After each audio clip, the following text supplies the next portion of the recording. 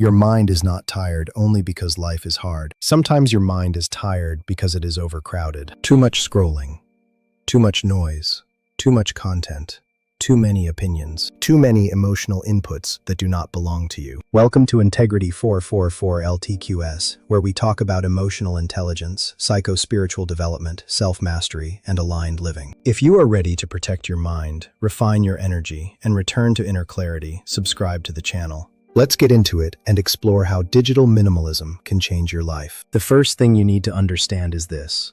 What you consume digitally is not neutral. Every video, every post, every headline, every argument, every image, every soundbite enters your inner world. Even when you think you are just passing time, something is being impressed upon your nervous system, your attention, your emotions, and your subconscious. Digital consumption is not just information. It is energetic exposure. It is emotional exposure. It is psychological exposure. When you consume too much, your inner world becomes crowded with voices that are not your own. And when your inner world is overcrowded, clarity becomes difficult. One of the greatest costs of digital excess is mental fragmentation. Your attention gets pulled in too many directions. Your thoughts become scattered. Your focus weakens. Your ability to sit with one idea, one truth, or one emotion becomes smaller. You start living in constant interruption. And a fragmented mind struggles to hear deeper wisdom. It struggles to reflect. It struggles to discern. It struggles to rest. This is why many people feel mentally exhausted, even when they have not done deep work. Their energy has been leaking through constant digital stimulation. Minimalism in digital consumption restores coherence. It gives the mind room to breathe again. Spiritual clarity does not usually arrive through noise. It arrives through stillness. It arrives when the inner waters settle. But if you are constantly consuming content, constantly reacting, constantly checking, constantly refreshing, then your spirit has little room to hear, sense, or receive. Many people say they want peace, discernment, intuition, or divine guidance.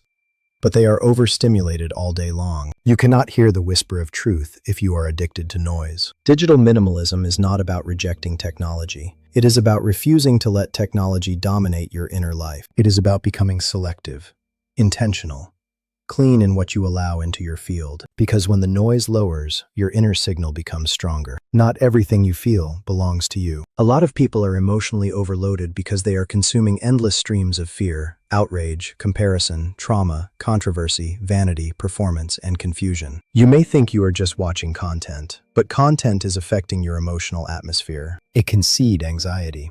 It can intensify dissatisfaction. It can amplify insecurity.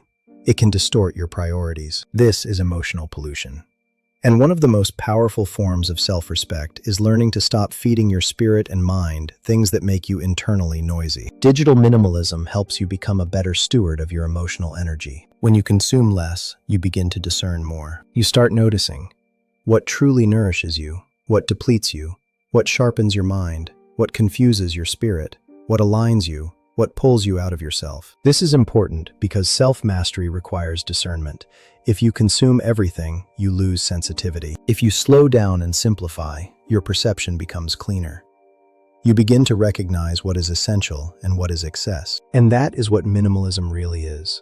The removal of excess so truth can become easier to recognize. Another reason digital minimalism brings clarity is because it strengthens self-leadership. When you are constantly reacting to notifications, trends, viral content, and algorithmic stimulation, your attention is being led from the outside. But maturity requires inward leadership.